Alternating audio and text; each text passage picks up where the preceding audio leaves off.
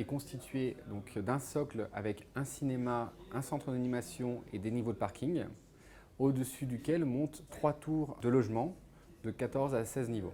Et ces 3 tours, en fait, sont avec une façade en béton architectonique. Le choix de l'architecte et de l'entreprise a été de dire, voilà, cette façade va être porteuse et donc s'intégrer complètement à notre cycle de grosses œuvres, ce qui présente un challenge majeur pour nous.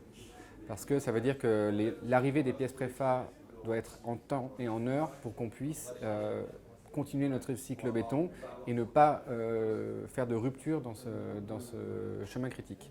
Et deuxième élément majeur, c'est que les architectes avaient beaucoup d'exigences sur la qualité de parement, la couleur, la finition et la géométrie. 3 éléments qui nous ont vite poussés pour le choix de la préfa. Pour moi, il y a 2 enjeux techniques très forts. Donc ici, c'était à la fois la qualité et à la fois la logistique. On a mis en place 2 choses. La première, c'est qu'on a emmené très tôt les architectes et la maîtrise d'ouvrage dans l'usine de préfa.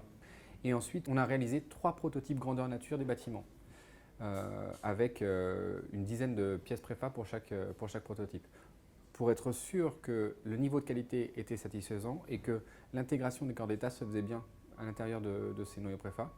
Et concernant la logistique, on a énormément travaillé avec Nolay pour avoir à la fois un stock tampon chez eux de 15 jours.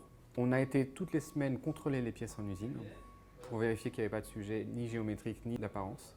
Et on avait toujours 2 jours de stock sur place en remorque. Toutes les pièces ont été livrées debout et on a développé de nouveaux outils pour pouvoir les prendre et pour pouvoir les transporter.